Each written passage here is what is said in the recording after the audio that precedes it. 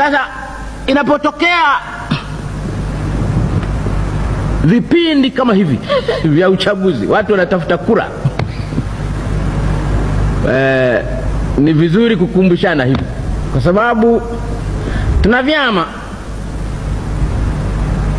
na tuna viongozi, na hii si hapa tu wazee, msije mkadhani hapa tu, kwingi tu duniani wako viongozi wakishindwa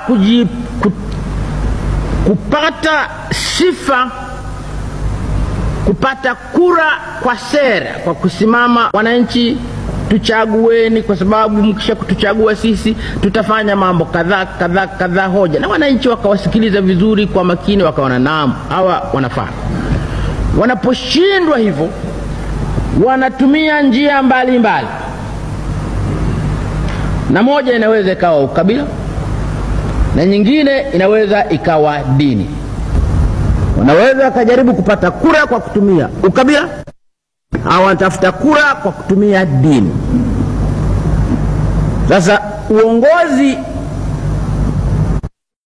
kutafuta uongozi kwa kutumia dini au kutumia kabila, unagawa watu. Kazi ya uongozi ni kujenga watu wawe kitu kimoja. Kazi ya uongozi haiwezi kuwa ni kutenga kuwa wana umoja wawe mbali mbali, si kazi ya uongozi. Lakini na hasa mahala ambapo bado hamjakoma, bado mumo katika jitihada za kujenga, wakianza viongozi wa namna hiyo na tukawakubalia, tutagawanyika. Rwanda pale mwaka jana wameuana sana watu wale wazee, msidhani ni makabila mawili mbali mbali. Wanaitwa, kuna wanaitwa Wahutu na Watutsi, ni Wanyarwanda tu, ni Wanyarwanda, hakuna makabila pale. Kuna kabila moja tu pale la watu Wanyarwanda. Juzi nilikuwa Bukoba nikaambia mwalimu, hapa tuna matatizo ya ukabila. Nikasema ukabila gani tena hapa? Juu ya Mkapa? Akasema hapana, Mkapa hana matatizo. Mkapa yeye atapata kura tu. Sasa kama si Mkapa tena mna matatizo gani hapa? Nyinyi wote si wa haya? Sasa hapana mzee, hapa mjini hapa Wayoza na nchi Waziba. Sasa chama kimefanya makosa, kimeteua Mziba ndiye mgombea. Kwa hiyo Wayoza hapa wamekuja juu.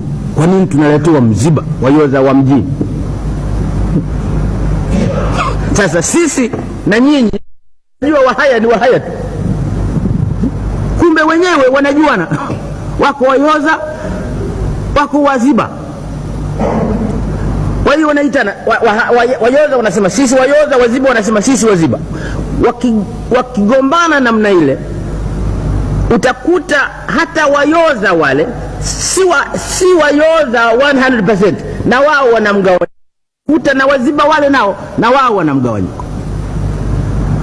Ndivyo ilivyokuwa Rwanda. Wote ni Wanyarwanda, wote ni Wanyarwanda, lakini wako Wahutu, wako Watusi, si makabila. Kwa sababu kabila lazima liwe na lugha yake. Hakuna lugha pale kinaitwa Kitutsi au nyingine inaitwa Kihutu, hata kidogo. Lugha yao ni ile ile Kinyarwanda. Hawana kabila, huwa na ardhi yake, unaita kule kwa Watusi na huku kwa Wahutu. Hakuna, ni watu wale tu, ni mchanganyiko, ni watu wale tu, wamechanganyika, ni kitu kimoja. Lakini umepita uongozi, unataka kuongoza kwa janja, umewagawa. Umekuta hawa ni Wayoza na hawa ni Waziba. Umekuta hawa ni Watutsi na hawa ni Wahutu, na wameuana mwaka jana kinyama. Kabila lile na dini yao karibu ni ile 85% ni Wakristo wa madhehebu ya Roma. Wamechinjana mpaka kanisani. Kabila ni lile, wametenganishwa kwa kufuata koo hivi. Dini ni ile ile, ni Wakristo, tena wa madhehebu ya Kikristo ya Katoliki, wamechinjana mpaka ndani ya kanisa wanachinjana.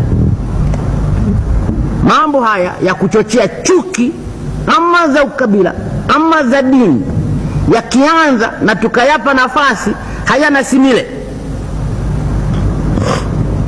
hayana.